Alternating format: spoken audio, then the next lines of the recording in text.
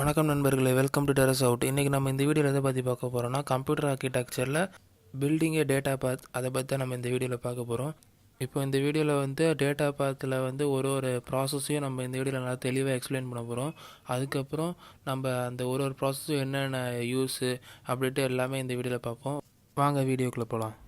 First building A data பாத் அப்படின்னு என்ன பார்த்தீங்கன்னா, அந்த எம்ஐபிஎஸ் லாங்குவேஜில் நம்ம ஒரு போன வீடியோவில் நான் சொல்லியிருப்பேன். அந்த எம்ஐபிஎஸ் வச்சு பேசிக் இன்ஸ்ட்ரக்ஷன் ஃபார்மேட்டு ஒரு ஒரு ஒரு டயக்ராம் எக்ஸ்பிளைன் பண்ணியிருப்பேன். அதில் நீங்கள் பார்த்துருப்பீங்க. அதில் எப்படி நம்ம அந்த கண்ட்ரோல் ஃப்ளோ மூலமாக அந்த எம்ஐபிஎஸ் லாங்குவேஜ் அதில் என்னெல்லாம் வரும்னா, ஆடு, சப்ராக்டு, லோட் வேர்டு, ஸ்டோர் வேர்டு அந்தமாரி ஆப்ரேஷன்ஸ்லாம் வரும் அப்படின்ட்டு சொல்லியிருந்தேன் போன வீடியோவில். அதுதான் நம்ம இந்த வீடியோவில் அதோட கொஞ்சம் அடுத்த லெவல் டயக்ராம் அந்தமாரி தான் நம்ம இந்த வீடியோவில் பார்க்க போகிறோம். அதெல்லாம் எதுக்கு இப்போது யூஸு அப்படின்ட்டு பார்த்தீங்கன்னா, இப்போ ஃபார் எக்ஸாம்பிள் நான் இப்போ ஒரு ஆட் ஆப்ரேஷன் கம்ப்யூட்டரில் பண்ணுறேன்னா, உங்களுக்கு அது ஒரு இதுவும் எப்படி ஆட் ஆப்ரேஷன் உள்ளே நடக்குது அப்படின்ட்டு நம்ம அந்த இன்டர்னல் ஆர்கிடெக்சரை பற்றி படிக்கிறது தான் அந்த இப்போ நம்ம சொல்ல போகிறது பில்டிங் டேட்டா பாத்து. அதுதான் அந்த பாத் அது எப்படிலாம் எந்தெந்த வழியிலலாம் போய் எப்படிலாம் நம்மளுக்கு அடிஷன் பண்ண உதவுது, அதுதான் இந்த பில்டிங்கோட டேட்டா பாத்து அந்த ஹெட்டிங்கோட மீனிங்கு. இப்போ அதில் ஃபஸ்ட்டு இருக்கிறது ப்ரோக்ராம் கவுண்டர். ப்ரோக்ராம் கவுண்டர்னால் என்னென்னா, அதாவது அடுத்த இன்ஸ்ட்ரக்ஷனோட அட்ரஸை நம்மளுக்கு வாங்கி அடுத்த இன்ஸ்ட்ரக்ஷனோட அட்ரஸை வாங்கி அடுத்த இன்ஸ்ட்ரக்ஷன் எக்ஸிக்யூட் பண்ணுறது தான் ப்ரோக்ராம் கவுண்டரு. அது அந்த அட்ரஸ் எதுலேருந்து வாங்கும்னா ஆடுட்டு ஒரு இதுலேருந்து தான் வாங்கும். அந்த ஆட் என்னென்னா 4 அட்ரஸ் இன்க்ரீஸ் ஆகும். அதாவது இப்போ 100னா 104, 108 அப்படி இன்க்ரீஸ் ஆகி கொடுக்கும். அது ப்ரோக்ராம் கவுண்டருக்கு. அதுதான் இப்போ ப்ரோக்ராம் கவுண்டருக்கு ஒரு இன்புட்டு அப்புறம் ஒரு அவுட்புட்டு. அந்த ப்ரோக்ராம் கவுண்டருக்கு அப்புறம் எங்கே போகுதுன்னா இன்ஸ்ட்ரக்ஷன் அட்ரஸ் என்னென்னா பார்த்தீங்கன்னா, உங்களுக்கு எம்ஐபிஎஸ் அசெம்பிளி ஆகும். அதாவது இப்போ S1 $S1 $S2 $S3 அந்தமாரி அந்த இப்போ எம்ஐபிஎஸ் வீடியோ என்னோடலாம் பார்த்துருந்தீங்கன்னா உங்களுக்கு புரியும் இது. அதுக்கப்புறம் இன்ஸ்ட்ரக்ஷன் மெமரிக்குள்ளே போகும். அந்த இன்ஸ்ட்ரக்ஷன் அட்ரஸ்லேயே அடுத்து இன்ஸ்ட்ரக்ஷன் மெமரிக்குள்ளே போயிட்டு அப்புறம் வெளியே வர்றது இன்ஸ்ட்ரக்ஷன் ஃபார்மேட்டாக வரும். அதாவது ஐ டைப் இன்ஸ்ட்ரக்ஷன், ஜே டைப் இன்ஸ்ட்ரக்ஷன்லாம் வீடியோவில் சொல்லியிருப்பேன் முந்தின வீடியோலலாம். அந்த ஃபார்மேட்டில் வரும். இப்போ உங்களுக்கு ஒரு ஃபோட்டோ டிஸ்பிளே ஆகுதுல, அந்தமாரி தான் இருக்கும். நான் சொல்கிறது அந்த ஆட்லேருந்து அந்த அட்ரஸ் ப்ரோக்ராம் கவுண்டருக்கு வரும். ப்ரோக்ராம் கவுண்டர் அந்த இன்ஸ்ட்ரக்ஷன் அட்ரஸ், அந்த ரீட் அட்ரஸ் இருக்குது பார்த்தீங்களா, அதுக்கு அந்த இன்ஸ்ட்ரக்ஷன் மெமரிக்குள்ளே போய் இன்ஸ்ட்ரக்ஷன் ஃபார்மேட்டாக வெளியே வரும். அதுதான் இப்போ நான் சொன்ன ஒரு ப்ராசஸ்ஸு.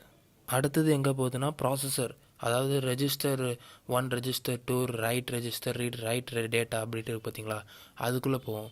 இதில் ரீட் ரெஜிஸ்டர் 1, ரீட் ரெஜிஸ்டர் 2 இதுதான் அந்த 2 இன்புட்டு. இப்போ லோட் வேர்டு அந்த இன்ஸ்ட்ரக்ஷன் ஃபார்மேட்லாம் எப்படி இருக்கும்னா ஆப்கோட், ஆர்எஸ், ஆர்டி, அட்ரஸ்.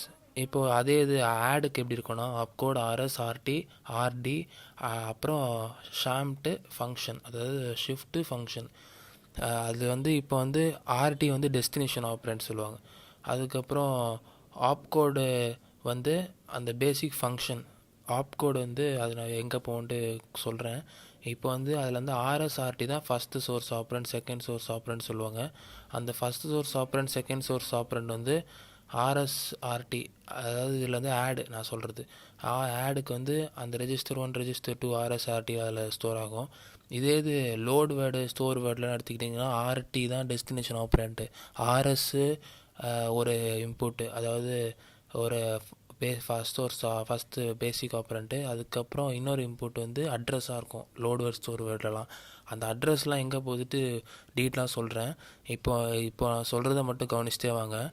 இப்போது அதுக்கப்புறம் அந்த ஆர்எஸ், அதாவது ஆர்எஸ் லோட் வேர்டில் ஆர்எஸ் வெறும் ரெஜிஸ்டர் 1 மட்டும்தான் இது லோட் வேர்டில் இன்புட்டாக இருக்கும். இன்னொரு அட்ரஸ் போக சொல்கிறேன் அது எப்படி அட்ரஸ் என்ன ஆகும்ன்ட்டு. இப்போ நான் சொல்கிறது மட்டும் கவனிங்க. அதுக்கப்புறம் ஆட்லலாம் பார்த்திங்கன்னா ஆர்எஸ்ஆர்டி, ஆர்டி தான் டெஸ்டினேஷன். அது நம்ம ஆப்ரேஷன் பண்ணி அது ரைட் டேட்டா அப்படி இருக்குது பார்த்திங்களா, அதில் ஸ்டோர் ஆகும். அதுதான் இப்போது இந்த ப்ராசஸரை பற்றின இது இன்ஃபர்மேஷன். இப்போ ஏஎல்யூ, அரித்மெட்டிக் லாஜிக் யூனிட், அதை பற்றி பார்ப்போம். ஏஎல்யூ எதுக்குன்னா அந்த ரெஜிஸ்டர் R1 R2, இப்போ ஆட் இதுனா R1 R2 அந்த ஏஎல்யூக்குள்ளே போய் ஆட் பண்ணி உங்களுக்கு ரிசல்ட்டை கொண்டு வரும். அதுதான் அந்த ஏஎல்யூ. அந்த ஏஎல்யூக்கு உங்களுக்கு ஏஎல்யூக்கு யார் உங்களுக்கு கமெண்ட்டு இது பண்ணு அது பண்ணிட்டு யார் சொல்கிறாங்கன்னா ஆப் கோடு வச்சு தான் பண்ணோம். ஆப் கோடு வந்து கண்ட்ரோல் யூனிட், அது மூலமாக தான் ஆப் கோடு போய் ஏஎல்யூவை ட்ரிகர் பண்ணுறமே பண்ணும். நீ இந்த ஆப்ரேஷன் பண்ணணும் அப்படின்ட்டு. அதுதான் அந்த ஏஎல்யூ ஆப் கோடுக்கு ஏஎல்யூக்கும் உண்டான கனெக்ஷன். அதுக்கப்புறம் அடுத்தது பார்த்தீங்கன்னா சைன் எக்ஸ்டென்ட் ஒன்று இருக்கும். சைன் எக்ஸ்டென்ட் எதுக்குன்னா, நான் சொன்னல லோட் வேர்டில் வந்து opcode RS RT address, அதில் வந்து ஆப் கோடு வந்து 6 பிட்ஸ் இருக்கும், RS RT 5 பிட்ஸ் இருக்கும், அட்ரஸ் வந்து 16 பிட்ஸ் இருக்கும். அந்த 16 பிட்ஸ் வந்து சைன் எக்ஸ்டென்ட்குள்ளே போகும். எப்பவுமே ஏஎல்யூக்கு வந்து இன்புட் கொடுக்குறது வந்து 32 பிட்டில் தான் இருக்கும்.